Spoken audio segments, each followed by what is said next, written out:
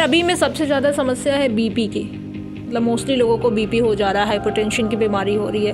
तो बीपी में कौन सा श्री अन्न आप लोग प्रेफर करते हैं? एक समस्या और है पेट की समस्या, जो कि मुझे लगता है कि अगर पेट सबका ठीक है तो मन भी ठीक रहता है, शरीर भी ठीक रहता है, सारी प्रॉब्लम्स पेट से होके जाती हैं।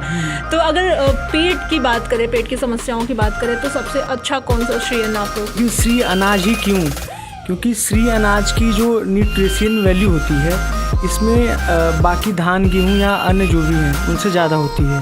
नमस्कार, लाउड स्पीकर 90 FM देख रहे हैं आप। मैं हूं आपके साथ सोनी और प्रोग्राम का नाम है ऋषि कृषि, जिसमें कि हम बातचीत करते हैं मोटे अनाज के बारे में। 2023 को मिलेट्स ईयर के नाम से घोषित किया गया है। मिलेट्स ईयर यानी कि मोटा अनाज, जिसको श्री अन्न भी कहते हैं। और आज इस विषय पे बातचीत करने के लिए हमारे साथ मौजूद हैं अतुल कुमार यादव जी, जो कि सीनियर ट्रेनिंग कोऑर्डिनेटर हैं management. Sir, loud speaker 90 FM के स्टूडियो में बहुत बहुत स्वागत है आपका।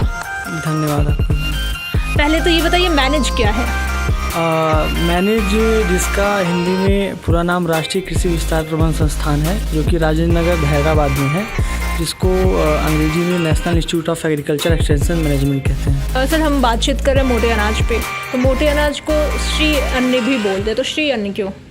श्री अन्न बोलने का तात्पर्य ये है कि अनाज जो है, अनाज में तो सारे आ जाते हैं, सारे धान गेहूँ सब्जियां या फिर मोटे अनाज जो भी हैं मिलेट्स हैं वो सारे आ जाते हैं।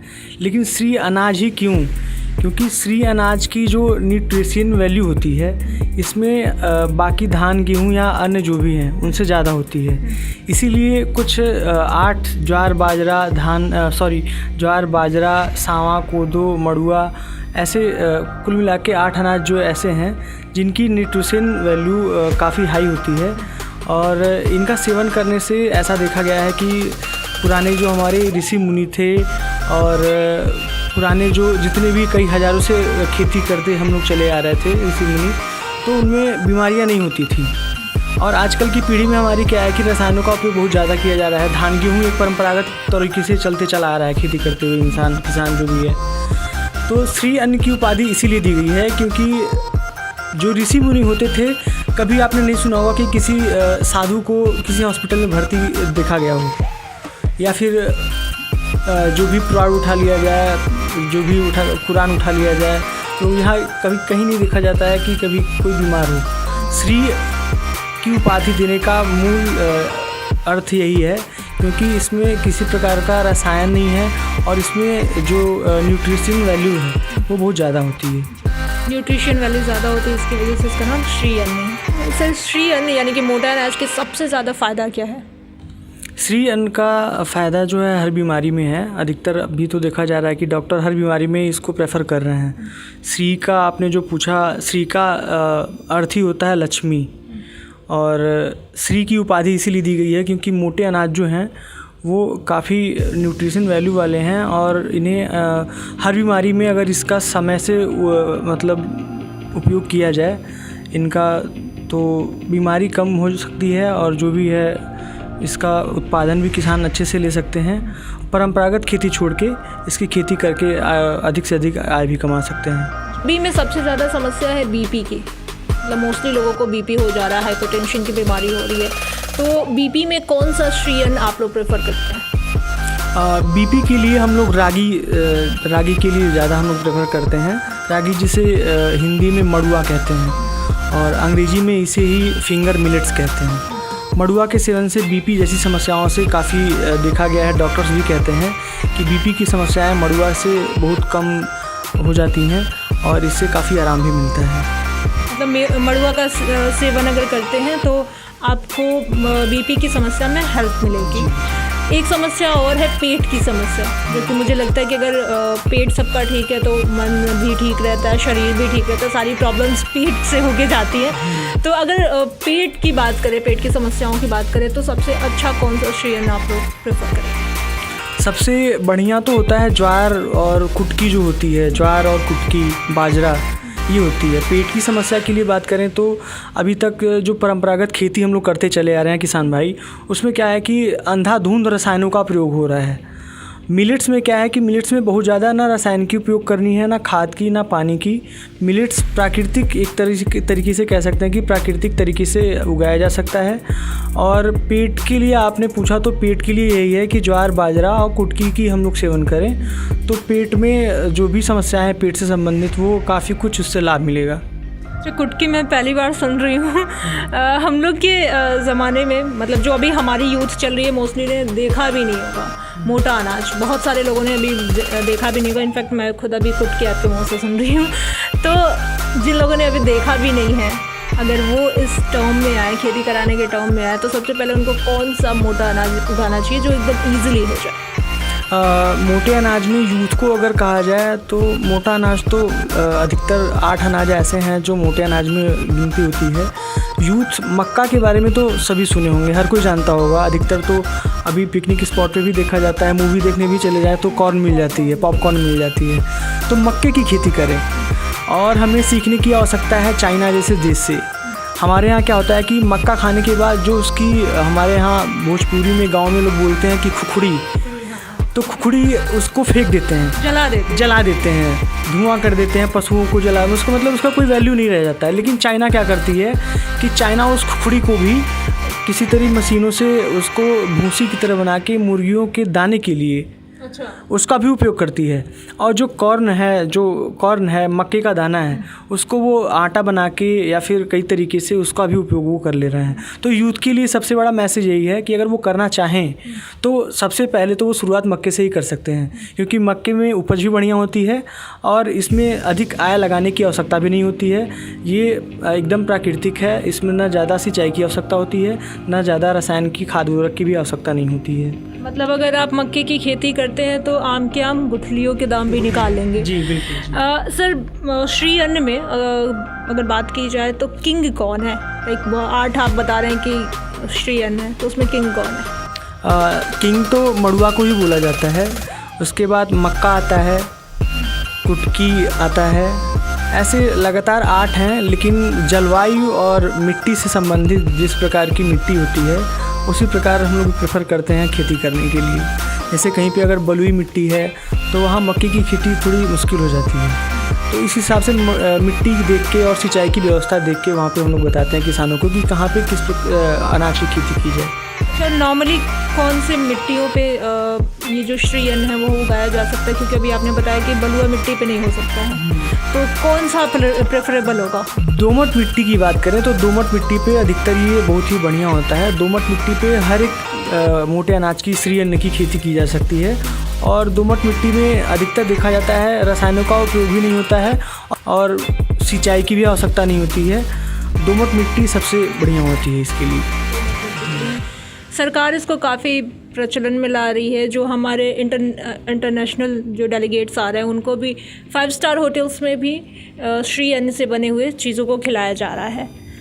जो डेलीगेट्स आ रहे हैं उनको दिया जा रहा है श्री अन्न से बने हुए बहुत सारे व्यंजन हैं जो कि उनको दिया जा रहा है। तो ऐसे में सरकार इसकी उपज के लिए या फिर सेलिंग के लिए कुछ ऐसे प्रावधान लेके आई है?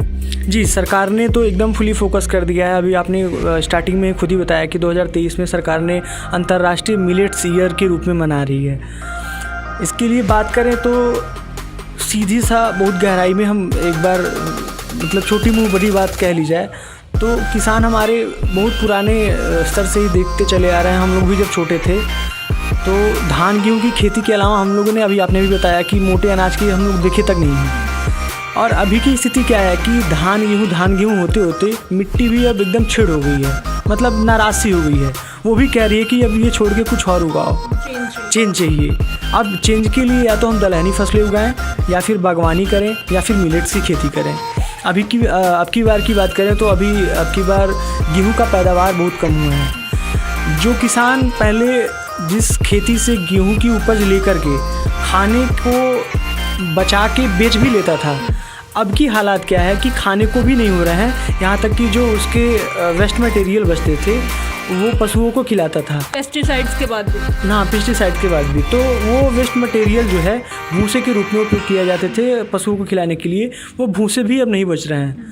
मतलब पशुओं को खिलाने के लिए भी अब मिट्टी उतनी उत्पादन नहीं दे पा रही है। तो क्रॉप कल्टीवेशन करके हम अगर खेती करें, जैसे एक बार गेहूँ उगाते हैं, फिर उसके बाद कुछ और उगाएं, फिर उसके बाद धान उगाएं, फिर उसके बाद गेहूँ की जगह कुछ और उगाएं, ऐसे धीरे धीरे बदल के, अचानक से बदलने पे रोटेशन करके, क्रॉप रोटेशन करके, क्योंकि अचानक से अगर हम तुरंत चेंज करते हैं तो उत्पादन हमारी तुरंत नीचे एकदम चली जाएगी और किसान घाटे में आ जाएगा। और वही किसान तब जाके आगे चल के कहते हैं कि खेती जो है घाटे का सौदा है। लेकिन खेती जो है वो घाटे का सौदा नहीं है।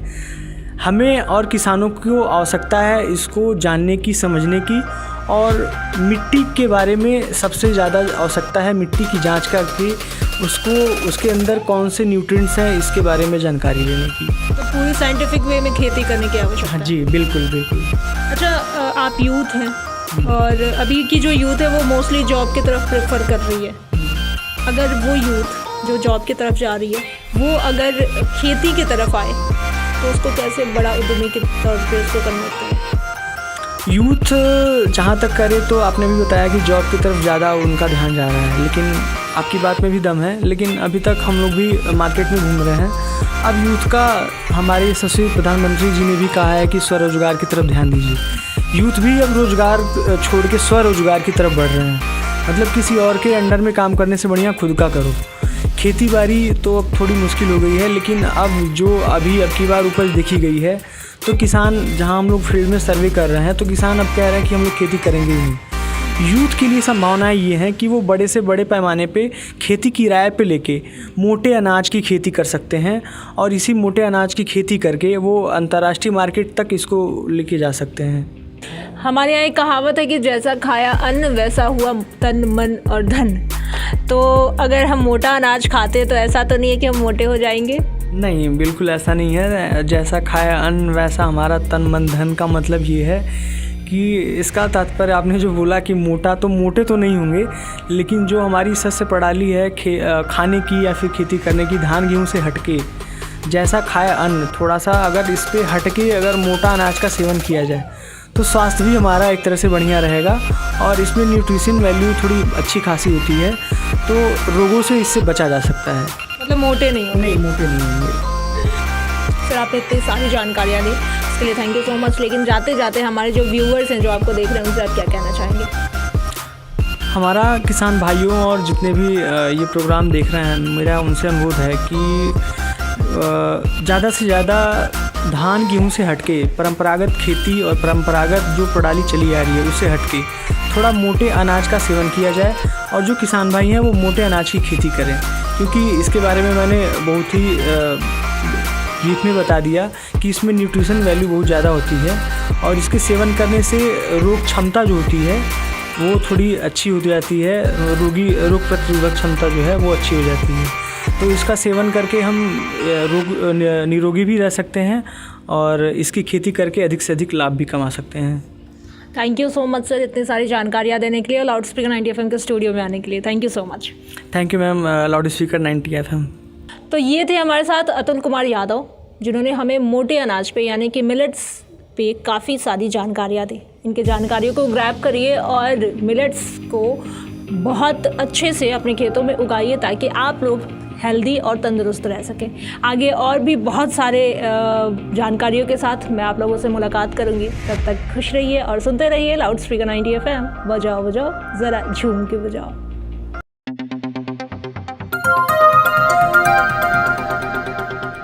बजाओ ज़रा झूम के बजाओ, बजाओ बजाओ ज़रा झूम के बजाओ।